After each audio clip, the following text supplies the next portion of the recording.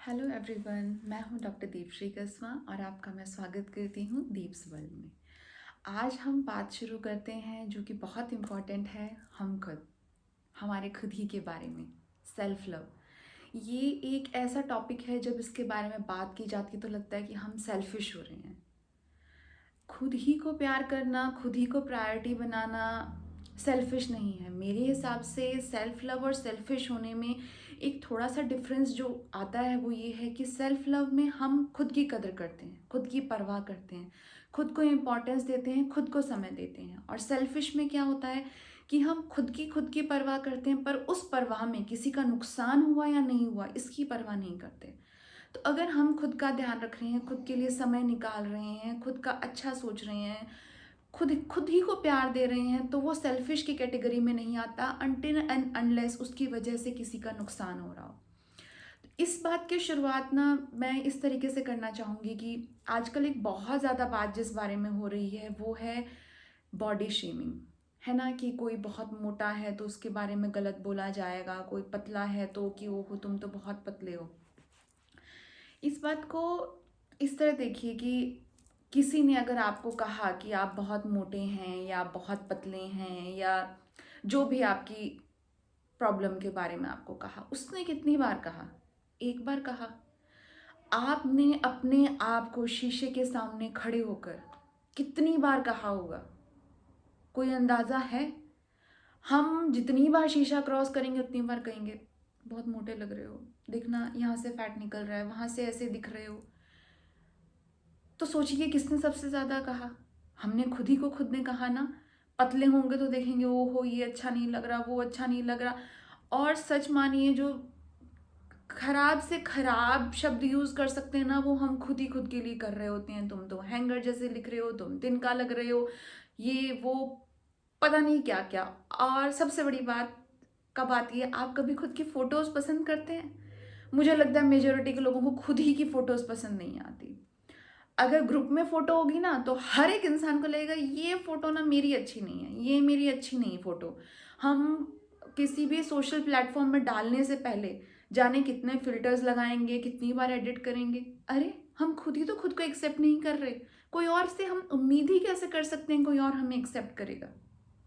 है ना, जब हम खुद ही खुद को प्यार नहीं कर रहे तो कोई और हमें क्यों पसंद करेगा, क्यों प्यार करेगा? और पता है जब हम खुद ही के बारे में नेगेटिव सोच रहे होते हैं हम सेल्फ डाउट की एनर्जी में चले जाते हैं। और फिर क्या होता है कि वही हमने एनर्जी क्रिएट कर दी। तो आपको डर लगेगा जब भी आप किसी सोशल फंक्शन, सोशल गैदरिंग में जाएंगे ना, मुझे कोई कहना दे कि मोटी लग रही हूँ, कोई कहना दे कि अच्छी नहीं लग रही, कोई कहना दे कि पतली बहुत ज़्यादा लग रही हो। हमने पहले ही वो सेट कर दी इंटेंशन उस फंक्शन के लिए कि हमको इस तरह के ना मिल जाए, और हमें कोई ना कोई मिल ही जाएगा, पक्का मिल जाएगा कोई ना कोई जो हमें इस तरह की बात कहे। तो देखिए, काम कीजिए अपने आप के ऊपर। और सबसे बड़ी गलती पता है क्या होती है, जब हम किसी जर्नी पे अपनी बॉडी ट्रांसफॉर्मेशन, चाहे आप वेट लॉस की बात करें या वेट गेन की बात करें, सबसे बड़ी प्रॉब्लम होती है कि हम बहुत ही अनरियलिस्टिक गोल सेट करते हैं, बहुत ही अनरियलिस्टिक। आज अगर आपका वेट 90 kg है ना तो आपका टारगेट सीधा 50 होगा। प्लीज़, शरीर है आपका, है ना, और आपके दिमाग में एक इमेज है ना। अब आप सोच रहे हो कि मैं सीधा 50 किलो का हो जाऊं, अभी तो मैं 90 किलो का हूँ। आपके दिमाग में अभी की प्रेजेंट बॉडी की इमेज है, आपका ब्रेन भी कहेगा ये कैसे बेवकूफ़ी भरी बात है, कैसे हो सकता है। पहला बैरियर यहाँ आ गया। फिर हम जितनी बार वेट स्केल पे चढ़ेंगे ना, 200 ग्राम 400 ग्राम वजन कम हुआ, हमें लगेगा ओ शिट कुछ भी नहीं हुआ, ये तो कुछ हो ही नहीं रहा। छोटे छोटे टारगेट सेट कीजिए। अगर आप 90 kgs पे भी हैं, मैं आपको कहूँगी 3 kg कम का टारगेट सेट कीजिए। छोटे टारगेट्स अचीव करने आसान होते हैं। आप 85 या 87 kgs का टारगेट सेट कीजिए, तो उससे क्या होगा कि आप बहुत मोटिवेटेड फील करेंगे। अच्छा ये हो गया, अच्छा ये हो गया। तो उससे क्या बहुत जब हम मोटिवेटेड होते हैं ना तो जर्नी आसान हो जाती है। ऐसे ही आप वेट गेन का कर सकते हैं। मैं कहूँगी अगर आप शुरू करें ना तो अपनी जो भी बॉडी की ट्रांसफॉर्मेशन की जर्नी, हर दिन दिन में 2 बार 4 बार स्केल के ऊपर खड़ा होना बंद कर दीजिए। हम वेइंग स्केल पे खड़े होते हैं, 200 ग्राम कम हो गया, 100 ग्राम बढ़ गया, ये हो गया वो हो गया।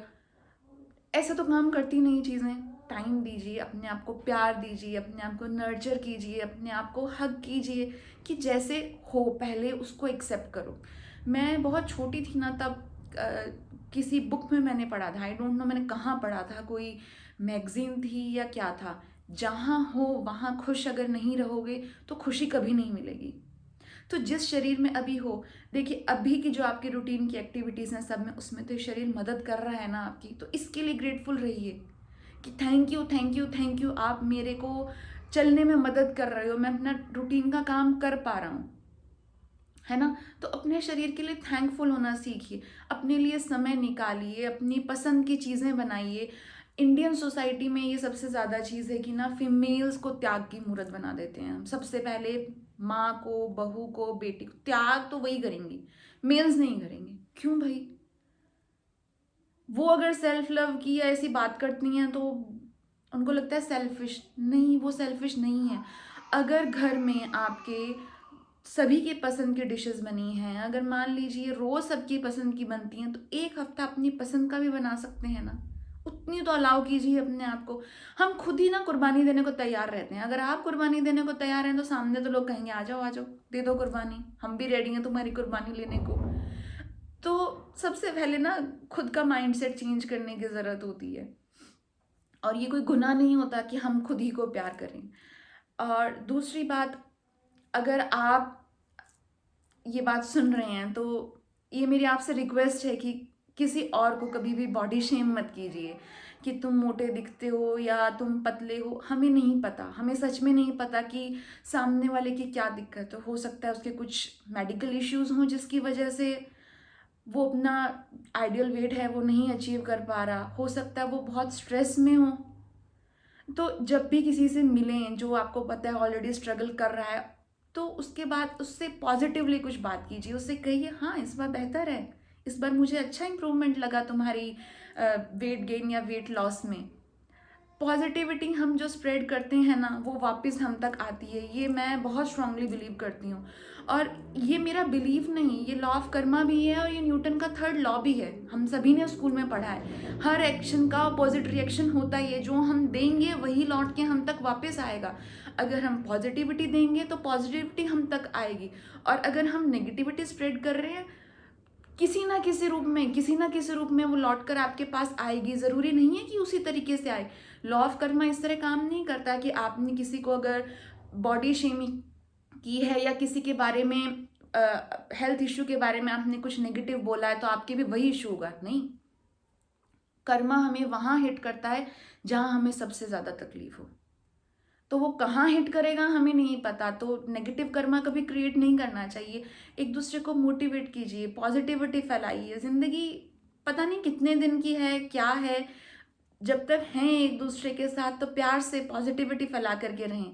नहीं तो आज प्रॉमिस कीजिएगा कि नया साल आ रहा है और मैं अपने लिए हर दिन में भी एक समय निकालूंगी या निकालूंगा कि ये मेरा मी टाइम है। उस टाइम आप बुक पढ़िए, अपनी अगर कोई बॉडी के गोल्स हैं तो एक्सरसाइज कीजिए, अच्छा म्यूज़िक सुनिए, कोई अपनी पसंद की मूवी देखिए। हफ्ते में एक दिन अपने लिए रखिए, एक हफ्ते में एक दिन नहीं रख सकते तो एटलीस्ट महीने में एक दिन, जिस दिन आप अपने आप को ट्रीट करें, है ना। चाहे आप सैलून चले गए, मूवी डेट पे चले गए, कॉफ़ी के लिए चले गए, जा नहीं सकते तो खुद ही के घर में खुद के लिए बनाइए। वो तो हम सभी के पास अवेलेबल है कि अपने लिए अपनी पसंद की चाय या कॉफ़ी अपने फेवरेट मग में अपनी फेवरेट जगह पे बैठ के अपनी फेवरेट बुक या फेवरेट मूवी देखते हुए, कोई फेवरेट शो टीवी पे देखते हुए कर सकें। और कुछ भी आप अपनी ज़िंदगी में हासिल करना चाहते हैं, सबसे पहले हमें अपनी वाइब्रेशंस को बदलना होता है। जब तक हम उस वाइब्रेशनल अलाइनमेंट में नहीं आएंगे ना, हम कुछ अचीव नहीं कर पाते। तो जब तक हम खुद को प्यार नहीं करते ना, तो हम अपनी वाइब्रेशंस को भी रेज नहीं कर पाते और हम कहीं पहुंच नहीं पाते। तो कुछ भी करना है, शुरू यहीं से होना है। तो सबसे पहले इसको प्यार देना सीखिए। ये वो मंदिर है जहाँ हमारी आत्मा रहती है। तो सबसे पहले जब खुद को प्यार करेंगे ना, तभी हम आगे बढ़ पाएंगे। तो ये सेल्फिश होना नहीं है, ये सेल्फ लव है, ये सेल्फ केयर है। ओके, आई होप ये आपके लिए फ़ायदेमंद रहे वीडियो। अगर रहे तो प्लीज़ लाइक कीजिए, कमेंट कीजिए, शेयर कीजिए, सब्सक्राइब कीजिए, और आइए मिलके हम सब पॉजिटिविटी फैलाते हैं। Okay, bye.